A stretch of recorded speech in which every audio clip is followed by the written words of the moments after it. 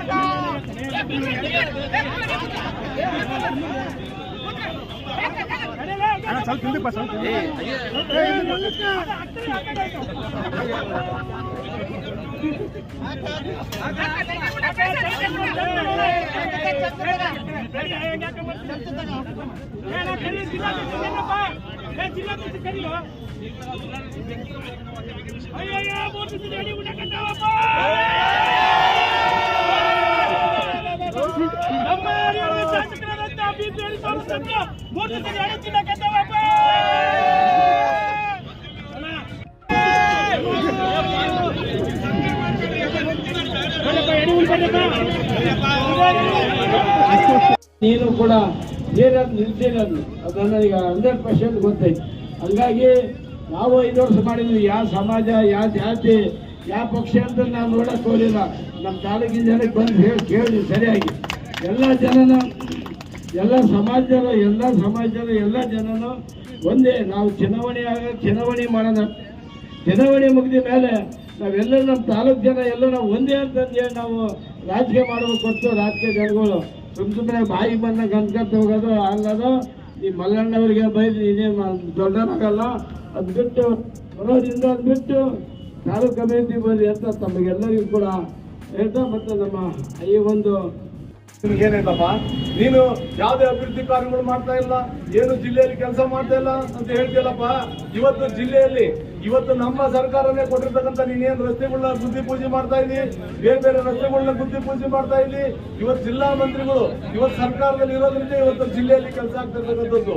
ಇವತ್ತು ಏನು ಜಿಲ್ಲಾ ಮಂತ್ರಿಗಳು SS ಮಲ್ಲಿಕಾರ್ಜುನವರು ಎಷ್ಟು ಈ ದಾವಣಗೆರೆಯಲ್ಲಿ ಅಭಿವೃದ್ಧಿ ಕೆಲಸವನ್ನು ಮಾಡಿದಂತೆ ಜನ ಹೇಳ್ತಾರೆ. ನಿಮ್ಮಂತರ ವಿರೋಧ ಪಕ್ಷದ ಸರ್ಟಿಫಿಕೇಟ್ ನಮಗೆ ಬೇಕಾಗಿಲ್ಲ. ಇವತ್ತು ಜಿಲ್ಲಾ ಮಂತ್ರಿಗಳ ಬಗ್ಗೆ ಮಾತಾಡಬೇಕಾದ್ರೆ ಇವತ್ತು ಹಲ್ಲನ್ನ ಬಿಗಿಡಿದು ನೀನು ಮಾತಾಡಬೇಕಾಗುತ್ತೆ. ಇವತ್ತು ಕಾಂಗ್ರೆಸ್ನ ಕಾರ್ಯಕರ್ತರು ಯಾರು ಕೈಗೆ ಬೆಳೆ ತೊಡ್ಕೊಂಡಿಲ್ಲ.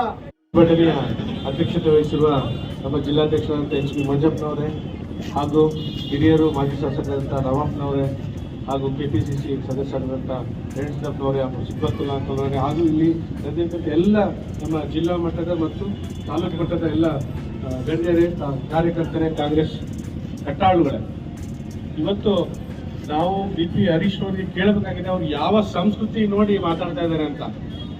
ಶಾಮನೂರು ಕುಟುಂಬ ಎಷ್ಟು ಜನಕ್ಕೆ ಊಟ ಆಗ್ತಾ ಇದೆ, ಎಷ್ಟು ಜನಕ್ಕೆ ಕಾರ್ಖಾನೆ ಮುಖಾಂತರ, ಒಂದು ಎಜುಕೇಶನ್ ಇನ್ಸ್ಟಿಟ್ಯೂಷನ್ ಮುಖಾಂತರ ಎಷ್ಟು ಜನಕ್ಕೆ ಬಾಳ್ಕೊಟ್ಟಿದೆ ಅನ್ನೋದು ಅವ್ರಿಗೆ ಏನಾದರೂ ಒಂದು ಅರಿವಿದೆ.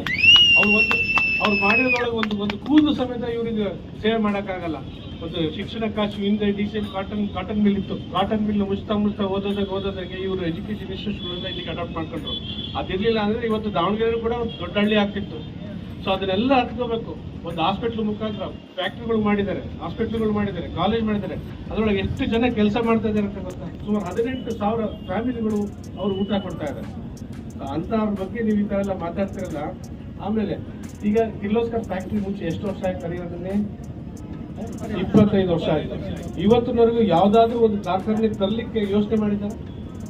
ಯಾವ್ದಾದ್ರು ಒಂದು ಕಾರ್ಖಾನೆಗೆ ಹೋಗಿ ಬನ್ನಿ ಸರ್, ನಮ್ಮ ಹರಿಹರದಲ್ಲಿ ಜಾಗ ಇದೆ, ನೀರಿದೆ, ಏನಾದ್ರು ವ್ಯವಸ್ಥೆ ಮಾಡ್ಕೊಡ್ತೀವಿ ಬರ್ರಿ ಅಂತ ಕೇಳಿದಾರೆ? 2ನೇ ಬಾರಿ ಶಾಸಕರಾಗಿದ್ದಾರೆ. ಇದನ್ನ ಫಸ್ಟ್ ಅವರು ತಿಳ್ಕೋಬೇಕು.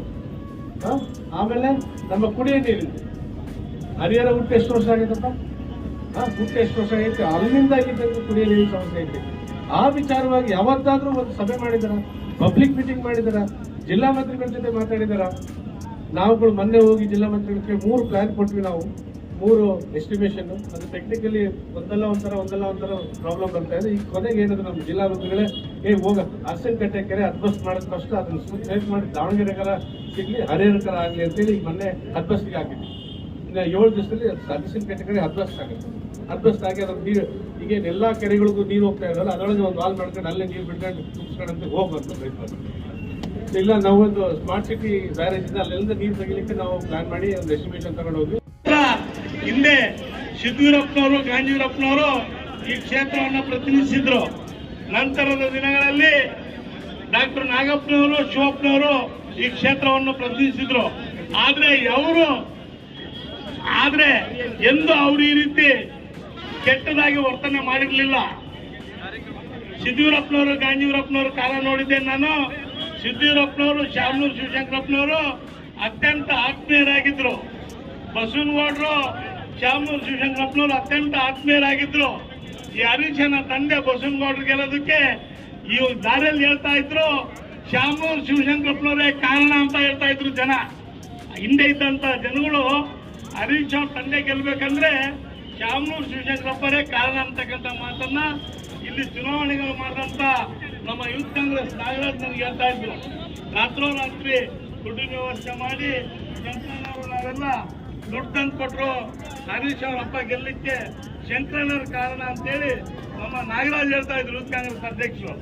ಆದ್ರೆ ಇವತ್ತು ಹರೀಶ್ ಹೇಳ್ತಾ ಇದ್ದಾನೆ, ನಮ್ಮಪ್ಪರಿಗೆ ಸೋಲಿಸಿದ್ರು ಶಿವಶಂಕರಪ್ಪ ಅಂತ ಹೇಳ್ತಾ ಇದ್ದಾರೆ. ಇವತ್ತು ಶಾಮನೂರು ಶಿವಶಂಕರಪ್ಪ ಅಂದ್ರೆ ಅಜಾತ ಶತ್ರು. ಯಾರ ವಿರುದ್ಧ ದ್ವೇಷ ಕಾರಲಿಲ್ಲ. ಯಾವುದೇ ಪಕ್ಷ ಇರಲಿ, ಚುನಾವಣೆಗಳು ಬಂದಾಗ ಮಾತ್ರ ಪಾರ್ಟಿ, ಆಮೇಲೆ ಅಭಿವೃದ್ಧಿ ಅಂತ ಹೋದ್ರು. ಇವತ್ತು SS ಮಲ್ಲಿಕಾರ್ಜುನ್ ಅವರು ಸಮೇತ ಅದೇ ಒಂದು ಪದ್ಧತಿಯನ್ನು ಅಳವಡಿಸಿಕೊಂಡಿದ್ದಾರೆ. SS ಮಲ್ಲಿಕಾರ್ಜುನ್ ಅಭಿವೃದ್ಧಿ ಬಗ್ಗೆ ಚಿಂತನೆ ಮಾಡ್ತಾರೆ. ಈ ಹರೀಶ್ ಅವರು ಇವತ್ತು ಮಲ್ಲಿಕಾರ್ಜುನ್ ಅವ್ರ ಬಗ್ಗೆ ಹೀನಾಮಾನವಾಗಿ ಮಾತನಾಡ್ತಾರೆ. ಹರೀಶ್ ಅವರೇ, ನಿಮ್ಗೆ ಈಗಾಗಲೇ ಜಾಗ ಖಾಲಿ ಆಗಿದೆ. ಜಾಗ ಖಾಲಿ ಅಂದ್ರೆ ಇವತ್ತಲ್ಲೇ ನಿಮ್ ಶವಯಾತ್ರೆ ಮಾಡಿ ನೀವು ಕಳಿಸ್ಕೊಟ್ಬಿಟ್ಟಿದ್ದಾರೆ. ಹರಿಹರದಲ್ಲಿ ನಿಮ್ ಜಾಗ ಇಲ್ಲ.